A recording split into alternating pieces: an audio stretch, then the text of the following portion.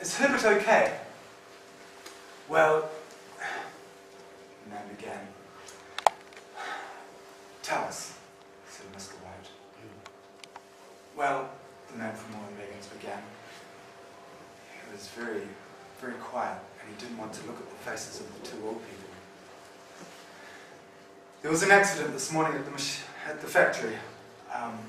The machinery, he began. Is Herbert okay? Is he okay? Is my son okay? Mrs. White said, very afraid now. Is he in hospital? Well, yes, the man from Warren said, but Mr. White said, please, tell us. Is our son dead? Is Herbert dead? Dead? Not dead, said Mrs. White. She started to cry. Not her son Herbert! She started to cry. Then she stopped. Their son was buried. Softly she started to cry to herself, and in the dark, Mr. White heard her and woke up. Come to bed, he said. It's cold. It's colder for my son. Out there, all alone in that cemetery, Mrs. White cried. She did not go back to bed. And because Mr. White was old and it was cold and the bed was warm, he went back to sleep. The paw, she cries out. The monkey's paw. Mr. White wakes up. What is it? What's the matter? What? He sits up. He's thinking to himself, what's the matter? What's going on? Why is she so excited? He sees her wife's face, white in the dark, all excited. Why is she so excited? I've got in front of her. No, you don't want to see Herbert. He was in the machinery for a long time. I don't care. I want to see my son Herbert. Herbert, I'm coming. She moved past Mr. White, opened the door, and started to walk towards the stairs, run towards the stairs. Mr. White quickly followed her. Stop! Don't do it. Think about what you're doing. You don't want to see Herbert again. He was in the machinery for a long time. She stopped for a minute. Then the noise came again. I'm coming, Herbert! I'm coming! She started running down the stairs. Help me, she cried back to her husband. He couldn't move. She started to run towards the door. Help me! I'm coming, Herbert! I'm coming! All of a sudden, he thought, the monkey's paw. Where is it? I need the monkey's paw. He ran back into the room, searched for it, put his hand out. He found it. Ah, there it is. Just then, Mrs. White got to the front door. She started to open the front door, just as Mr. White made his third and final wish. There was a long cry. Mr. White ran down the stairs to where his wife was standing. He looked through the doorway out into the dark street. Very afraid, he looked. There was nobody there. My wife, Miriam, we're getting a divorce. A divorce? You must hate her. No, I don't hate her. I just want to get a divorce. I'm tired of her. She always gives me trouble, and I just want a divorce. And I'm also going to visit my mother. Your mother? I love my mother, but I hate my father.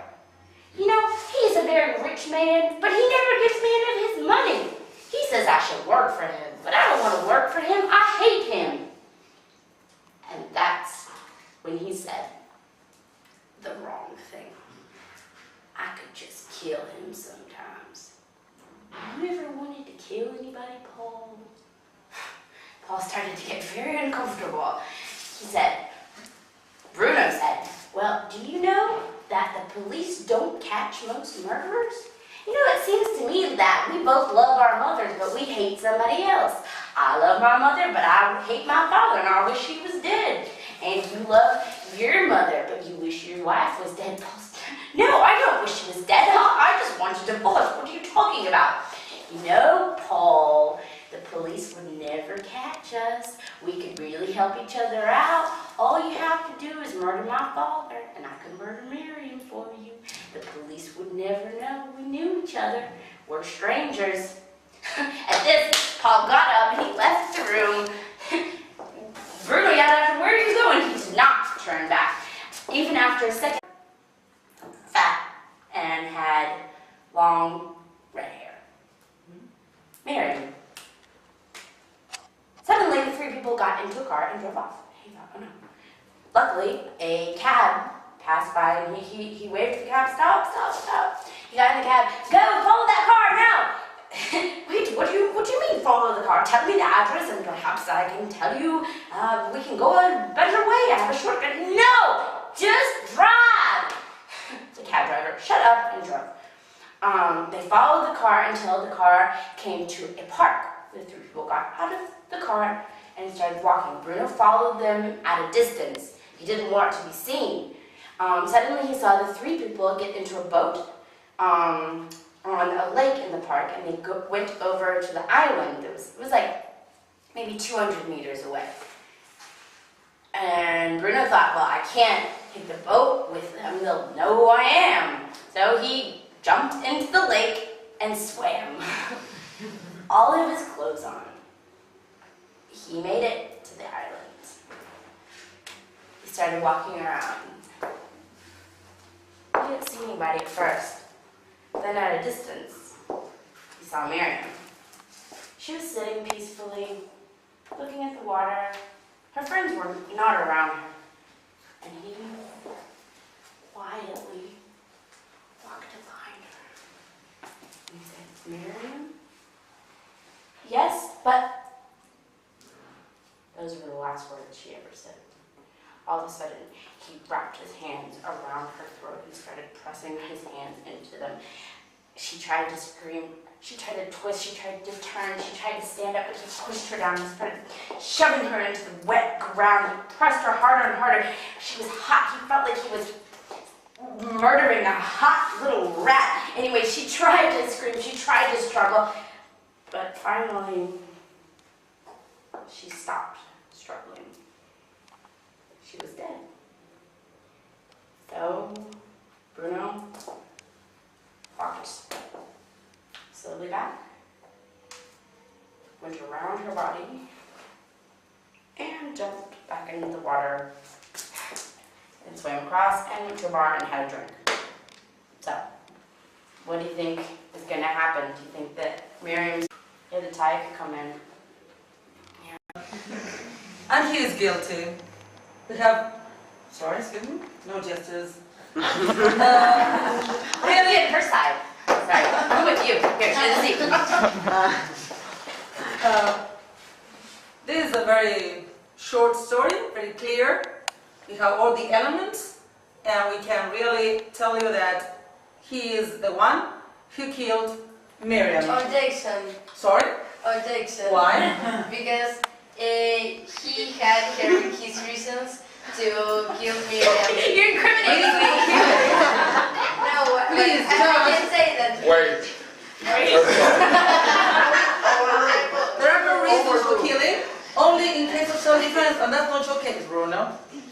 Okay, but he maybe. You have to make a decision. Don't let her scramble. Overruled or sustained? Which one? What's that? Overruled? Well, So I can talk.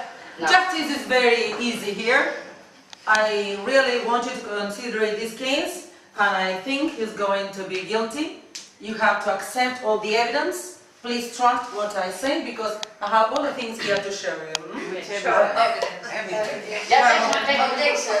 And why? Again? Because Bruno is not guilty of this crime. He. Sustain. This judge is crazy. He's been great. If you are not really in good relationship with your father, and you meet a person on a train, a complete stranger in your life, and that is the only solution you find to kill your father in exchange of a murder, impossible. Please, I think these people are going to help me with, and they're going to find a solution, and he's going to be guilty. Okay, your turn. He's going to be sentenced at least 30 years in prison. No, I think. No, okay, now it's your turn. Now it's your turn. Good, get up and defend me. Okay. Prosecution rests its case. Say that. You have to say it. Prosecution rests its case. Prosecution rests this case. Good. Go ahead. Thank you. Okay. Okay, you gotta convince them. There they are. There's your jury. Okay, so Bruno is not guilty of this crime. He definitely didn't do it, and he's not going to be in jail because he has no reasons to be. Good. That's it. Sweet and simple. Love it. Okay, now you guys have to decide. Wait.